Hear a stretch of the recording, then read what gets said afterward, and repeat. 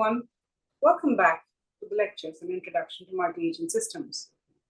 In today's lecture, we'll discuss the topic of controllability of interconnected systems. Now, we have seen in the previous lectures that the steady state behavior of a system, of an interconnected system under various distributed laws like the Laplacian flows or the distributed averaging models, in all of them, the steady state behavior depends a lot on the topology of the network. So the question that arises here is, does the topology play a role in deciding the properties pertaining to the controllability of these networks as well? This will be the focus of today's lecture and also for the next few lectures.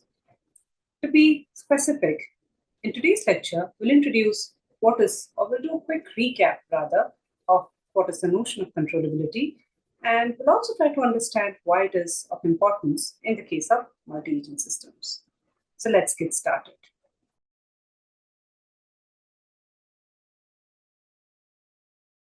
Let us consider an interconnected system.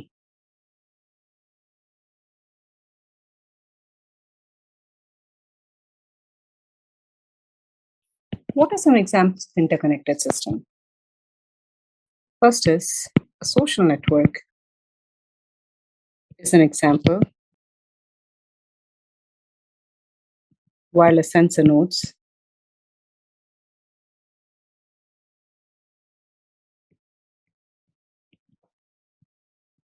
smart grids,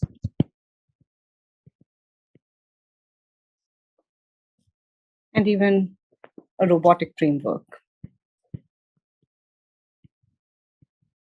where we are using multiple robots, etc. These are just some of the examples of interconnected systems around us. Any system that we consider, a key property that is very crucial when we start dealing with the system is the property of its controllability.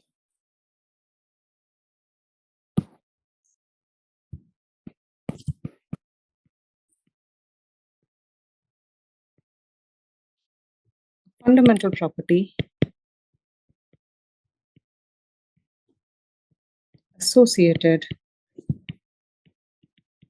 with any system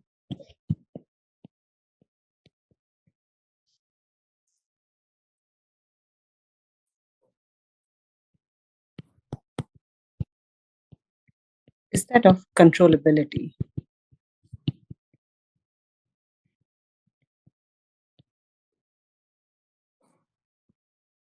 Now, when we are working with interconnected system, an interesting question arises. How much do we understand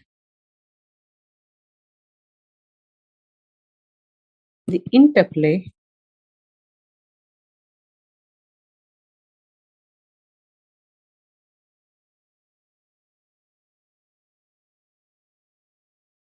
controllability or control and communication?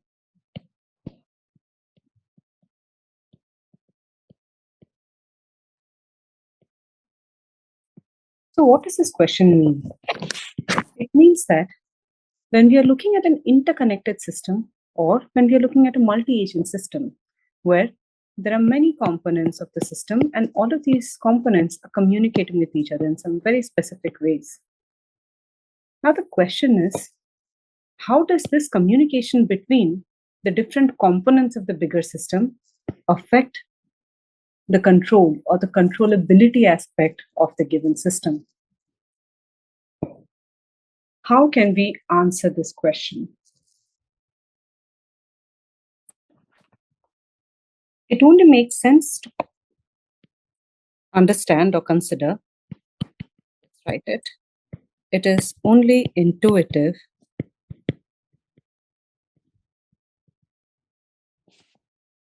to think that the communication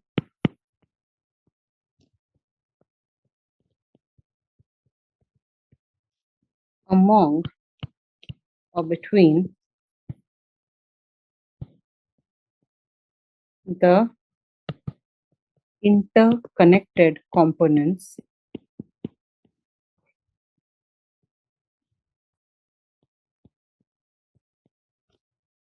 we have always referred to this as the network topology. So let's write it.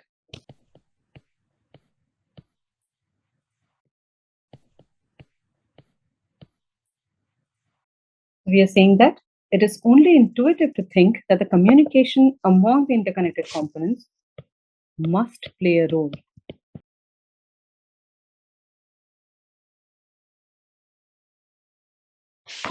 But obviously the question is, can we figure out how exactly it affects?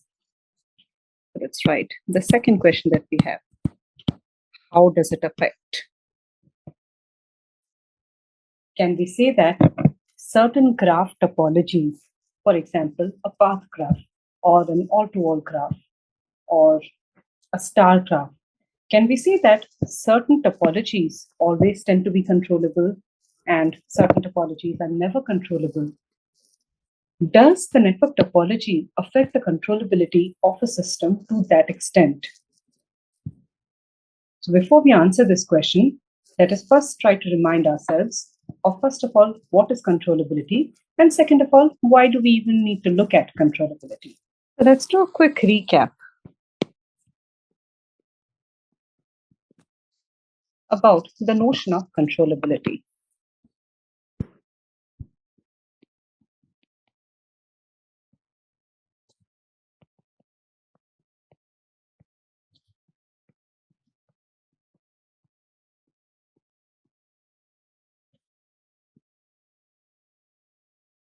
What is controllability?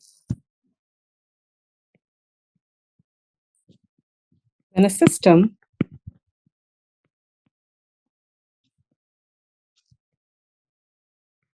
is said to be controllable,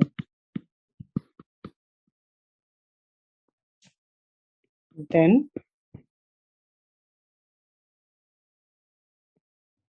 there exists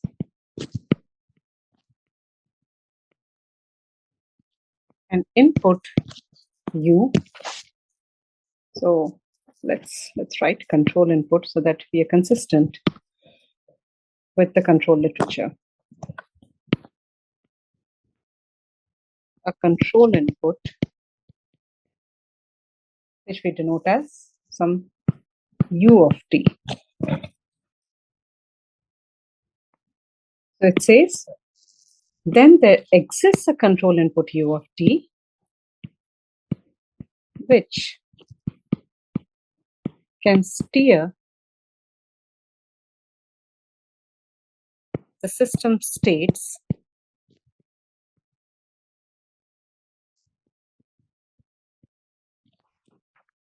from any initial condition.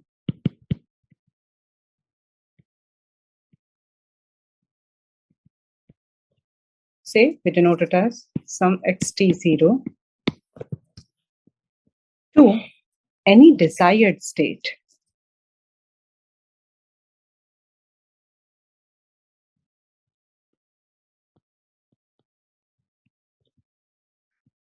XTF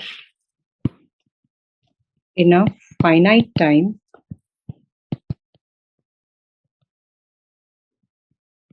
TF. Let's look at this definition one more time.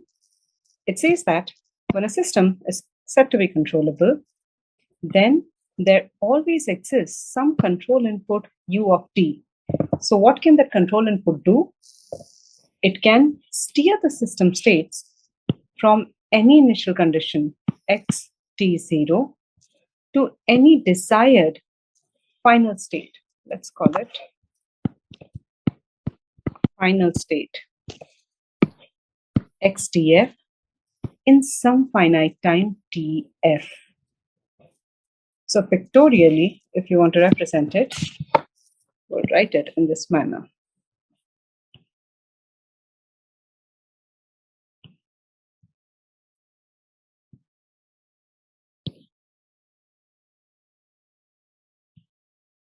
Suppose this is my domain in which I'm operating.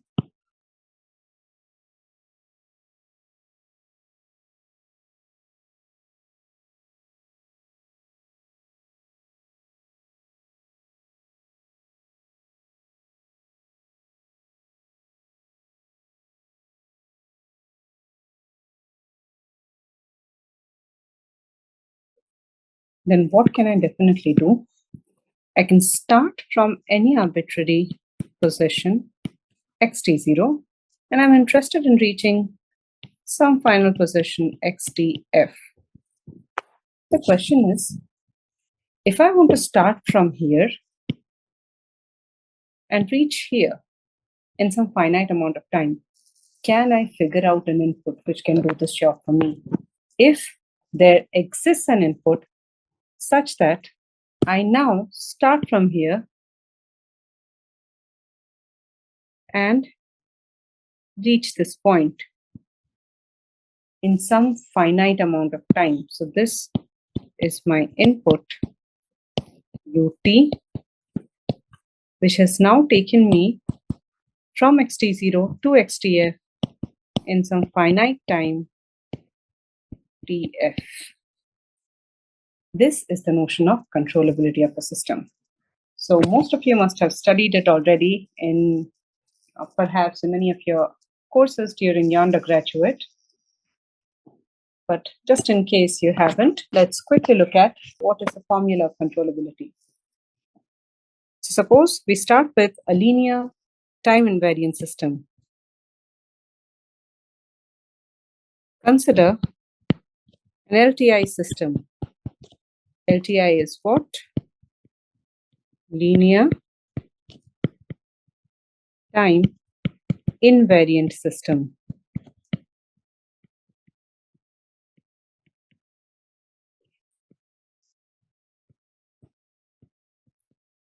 LTI is simply linear time invariant. So let me remove system from here. So consider an LTI system governed by the state space representation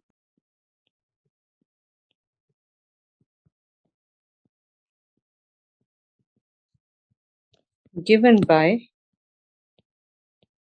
x dot equals ax plus bu and y equals cx plus du, where let's specify all of the dimensions here. X is the state vector, and suppose it belongs to Rn. It's a vector. And A is a matrix whose dimension is given by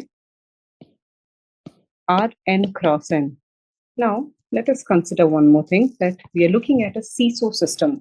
What is a seesaw system? It is a single input, single output system, meaning if it is seesaw, then the output is scalar valued in that case. And again, the input is also scalar valued. So here, the dimension of B, again, B must be a vector in Rn. And similarly, D is, in the case of a seesaw system, D is a scalar. That's right, R. So this is how all of the dimensions look like for a seesaw system. So let's specify that here we are looking at a seesaw system. So when it is MIMO, the dimensions of B, C, and D change accordingly. But A's dimension remains always n cross m. Under this setup,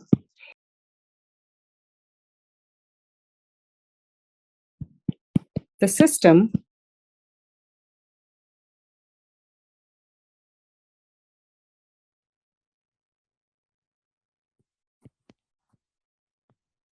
is controllable if the controllability, we can write if and only if which is a very strong condition.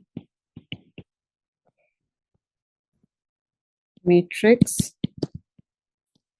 C given by B, AB up to A raised to the power n minus 1 B, if this matrix has whole rank.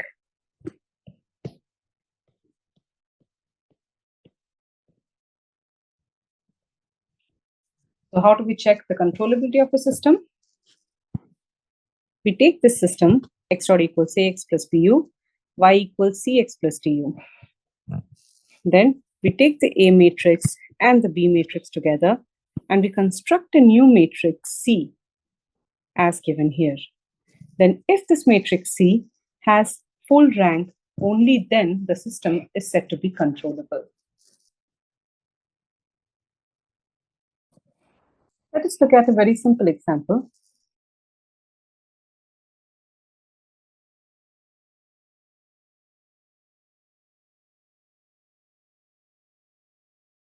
Suppose we consider the system x dot equals ax plus bu, and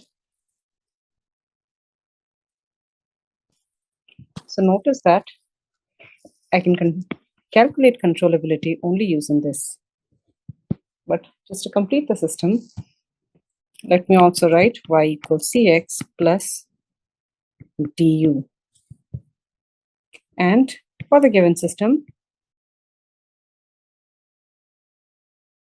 we have a equals minus 2 comma 0 and 0 comma minus 1. And b is suppose 2 comma 1. And c, let us say we have this. So this is a system that is given to us. We need to calculate whether the system is controllable or not. So what do we need to do? We need to look at the controllability matrix. We need to construct it and check its rank. So let's do that. The controllability matrix is given as B and AB.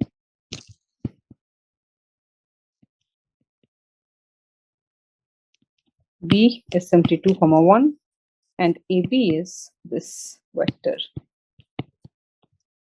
and 0 minus 1 multiplied by 2 comma 1.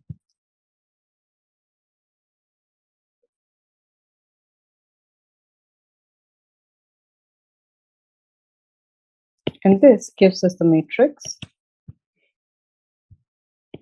2 comma 1, and the entries are minus 4 and minus 1. If you compute the determinant here, it is equal to minus 2 plus 4 given by 2. So let's write determinant of C is equal to 2, which implies that rank of C, since its determinant is non-zero, we know that none of the eigenvalues go to 0, hence the system has full rank. In this case, full rank would be equal to 2. We can implies C has full rank, which implies that the system is controllable.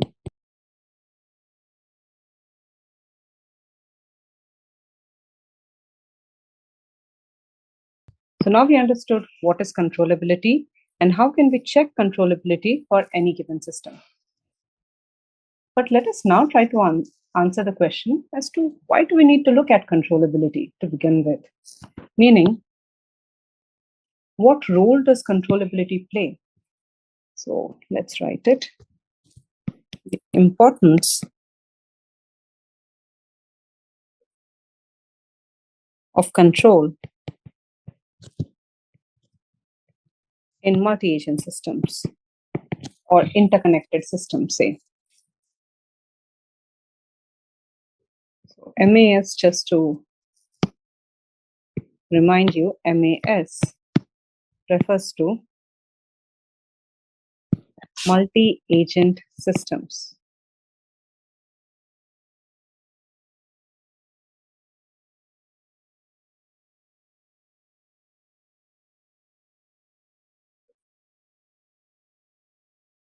Let's start with an example.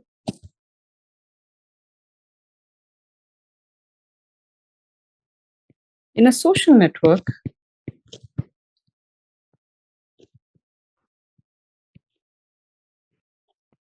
we could be interested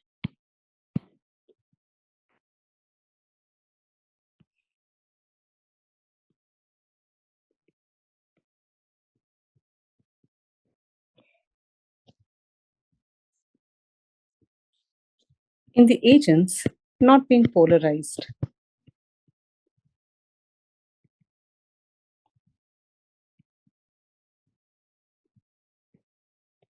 Implies we want their states to be in a region outside of the polarization region. Or let's just write, we want their states to be in a suitable region accordingly.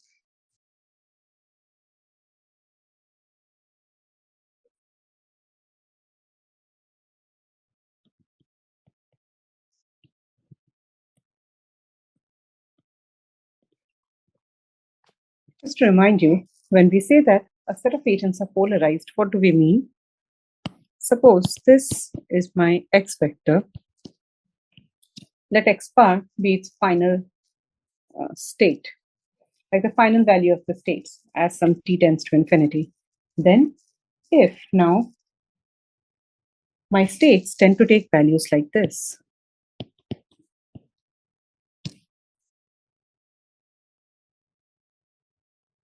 say 1, and then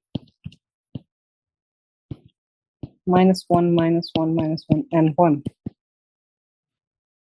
So what we see here is, suppose X represents the agent's opinion about a certain topic. Then we see that clearly some agents tend to have the value +1, whereas the others have the exact opposite sentiment towards the topic, meaning their opinion is now -1. Such a state is referred to the state of polarization, which is generally undesirable in a society.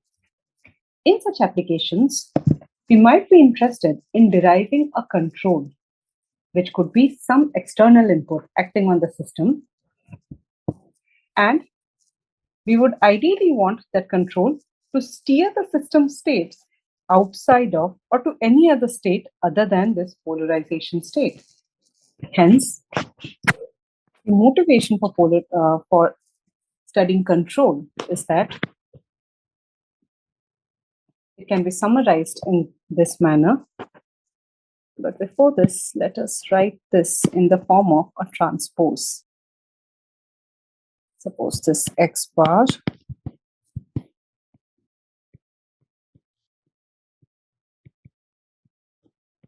suppose these were my states. Okay. Then to summarize it, we can say that an external control input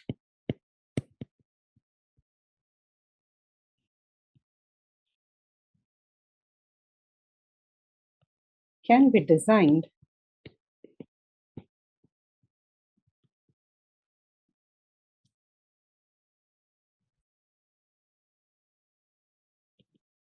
to guide the agents towards the system objective.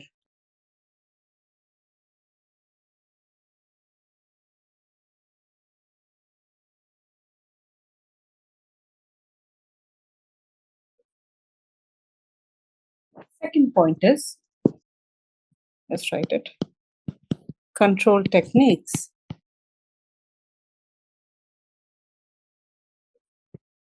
can be efficiently used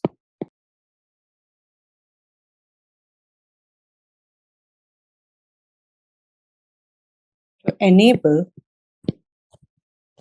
a system to adapt to dynamic environments.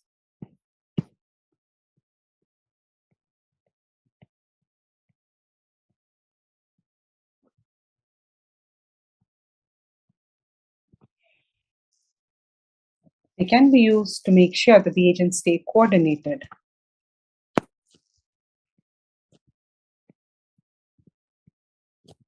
They can be used to ensure that the agents stay coordinated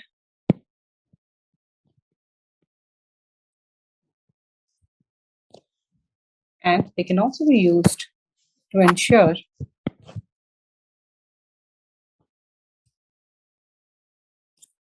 collision avoidance. Let's write avoid collisions. Stay coordinated and avoid collisions, and also to study the stability of systems.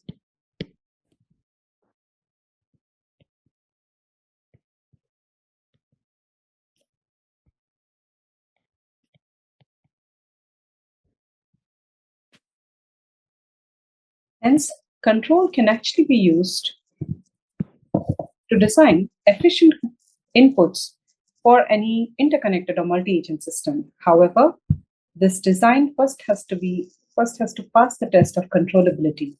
Why? Because through the next set of lectures, we will show that the structure of the interconnected system, in other words, the network topology, plays a key role in deciding whether or not a system is controllable. So how exactly it affects it is something we'll look at in the next lecture. Thank you.